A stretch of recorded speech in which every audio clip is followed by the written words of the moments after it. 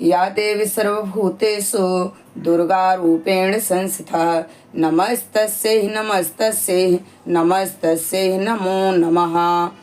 जगत जननी जगदम्बा आदि शक्ति माँ भवानी के चरणों में हमारा कोटि कोटि प्रणाम स्वीकार हो। जय माता दी दोस्तों, सरिता ज्ञान गंगा में आप सभी का स्वागत है। आइए हम दुर्गा सप्तशती के 5वें अध्याय का पाठ प्रारंभ करें। ऋषि बोले, प्राचीन समय में शुंभ निशुंभ दोनों असुरों ने बल के मद में आकर इंद्र का त्रिलोकी का राज्य और यज्ञों के भाग छीन लिए। उन्हीं दोनों ने सूर्य, चंद्रमा, कुबेर और वरुण का अधिकार पा लिया। वायु एवं अग्नि का काम भी वे ही करने लगे। देवताओं को तो अपमानित, पराजित एवं राजभ्रष्ट करके स्वर्ग से निकाल दिया। जिनके अधिकार उन दो असुरों ने छीन लिए थे, वे सभी पराजित देवता अपराजिता देवी का स्मरण करने लगे कि उस देवी ने तो हमें वर दिया हुआ है कि आपत्ति काल में मेरा स्मरण करने पर तुम्हारे महान संकट तत्क्षण में दूर कर दूंगी। यही वर विचार कर पर्वतराज हिमालय पर सभी देवता पहुँचे। वहाँ भगवती की स्तुति करने लगे। देवता बोले, देवी एवं महादेवी को नमस्कार हो, शिवा को सदा नमस्कार हो, प्रकृति भद्रा को नमस्कार हो। हम सनियम उस भगवती को प्रणाम करते हैं। रुद्र रूपा को नमस्कार, नित्य स्वरूपा गौरी धात्री को नमो नमः हो। ज्योत्सना रूपिणी चंद्र स्वरूपा सुखमयी को निरंतर नमो नमः। प्रणाम करने वाले की उन्नति करने वाली सिद्धि स्वरूपा को नमस्कार हो। दैत्यों की लक्ष्मी राजलक्ष्मी शंकर पत्नी माता जी को नमो नमः हो। दुर्गा संकट से पार कराने वाली दुर्ग पारा सार रूप सारा सर्वकारिणी ख्याति कृष्णा धूम्रा देवी को निरंतर नमस्कार हो। अत्यंत सुंदर एवं अत्यंत भयंकर रूप उस देवी को बार बार प्रणाम हो। जगत की प्रतिष्ठा रूपा कृति देवी को नमो नमः हो।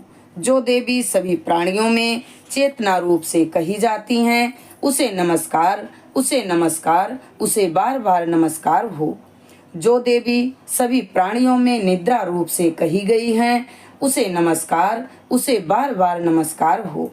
जो देवी सभी जंतुओं में क्षुधा और छाया रूप से स्थित है, उसे नमस्कार, उसे बार बार नमस्कार हो।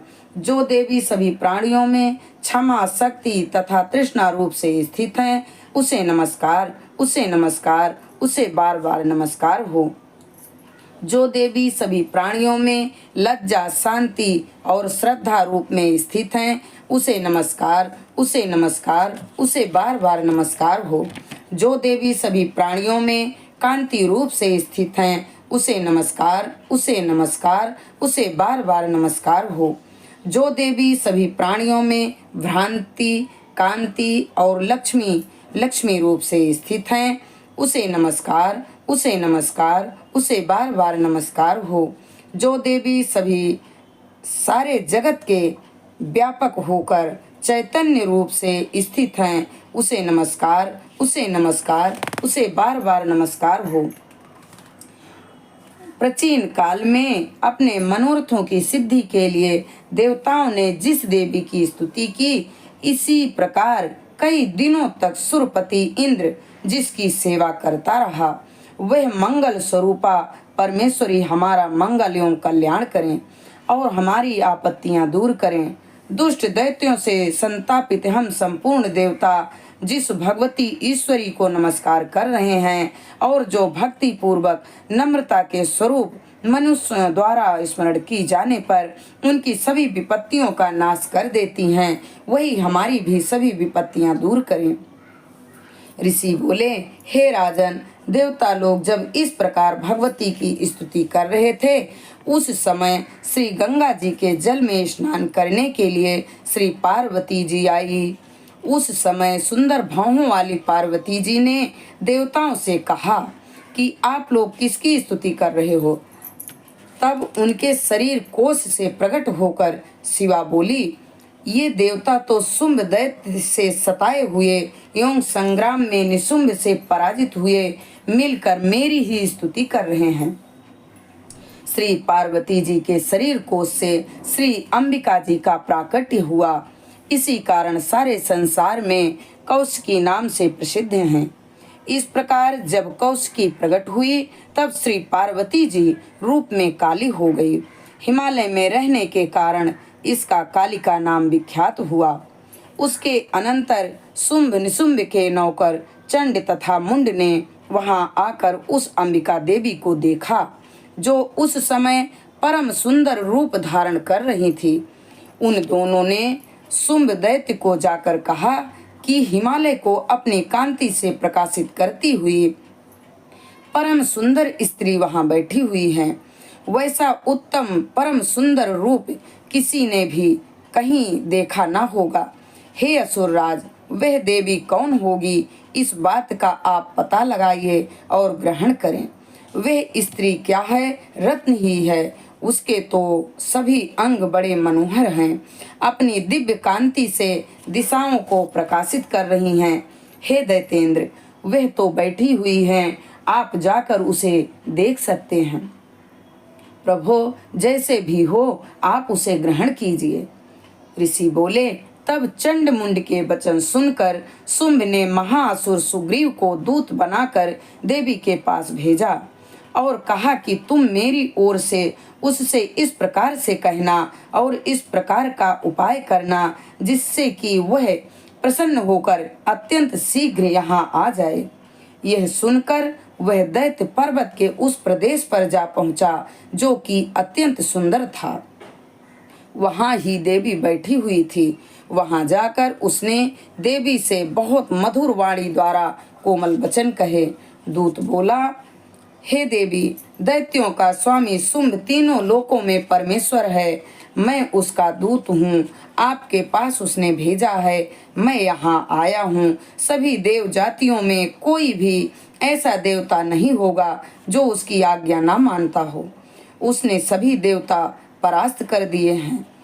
अब आपके लिए उसका जो संदेश है वह मुझसे सुनिए। उसने कहा है, सारी त्रिलोकी मेरी हो चुकी है। सभी देवता मेरे अधीन हैं। सभी यज्ञ भाग पृथक पृथक करके मैं ही पा रहा हूँ। त्रिलोकी भर में उत्तम सभी रत्न मेरे अधीन हो चुके हैं। उसी प्रकार इंद्र के वाहन श्रेष्ठ ऐरावत हाथी को मैंने छीन लिया है।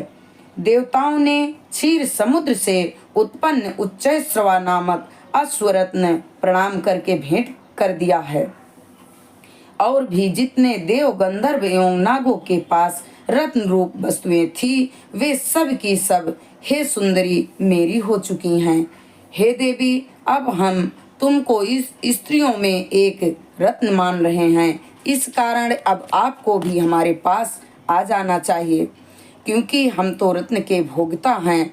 अब तुम्हारी इच्छा है मुझे अथवा मेरे पराक्रमी भ्राता निशुंभ को इन दोनों में से किसी एक को वर लो, क्योंकि तुम रत्न रूप हो। मेरे साथ विवाह कर लेने से तुम्हें अतुल्य ऐश्वर्य प्राप्त हो जाएगा। यह अपनी बुद्धि द्वारा सोच लो, फिर मेरे साथ विवाह कर ले। ऋषि बोले, जब इस प्रकार देवी से दूत ने कहा तब वह जगत को धारण करने वाली भगवती देवी जी गंभीर होकर मंद मुस्कान करके बोली, हे दूत, तुमने जो कुछ कहा वह सत्य है, मिथ्या कुछ भी नहीं। इसमें संदेह नहीं कि शुंभ त्रिलोकी का स्वामी है और निशुंभ भी वैसा ही है, परंतु मैंने भी प्रतिज्ञा की हुई है, उसे किस प्रकार से मिथ्या करूं। प्रतिज्ञा इस प्रकार है कि जो मुझे युद्ध में जीत ले एवं मेरा अभिमान तोड़ दे और संसार में मेरे समान बलधारी हो, वह मेरा भर्ता हो सकता है। शुंभ आए अथवा महाअसुर निशुंभ आ जाएं, मुझे जीत कर मेरा शीघ्रता से पारिग्रहण करें। दूत बोला, हे देवी, तुम्हें अभिमान है जो इस प्रकार की बातें मेरे सामने कर रही हो। कहो भला, त्रिलोकी में ऐसा कौन सा पुरुष है जो शुंभ निशुंभ का सामना कर सके। सारे देवता तो दूसरे दैत्यों का सामना भी नहीं कर सकते। तू तो स्त्री है, फिर अकेली है। युद्ध भूमि में इंद्रादि सभी देवता जिन शुंभ आदि दैत्यों के सामने ना ठहर सके, भला तू स्त्री होते हुए उनका सामना कैसे कर सकेगी।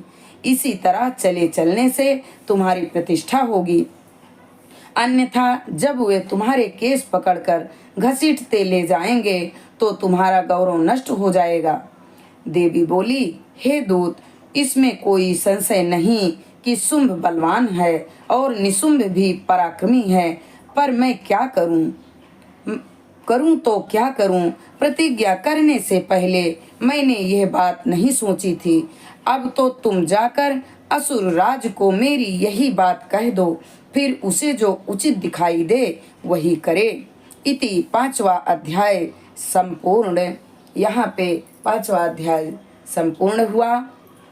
माता रानी के चरणों में हमारा कोटि कोटि प्रणाम स्वीकार हो। जय माता दी।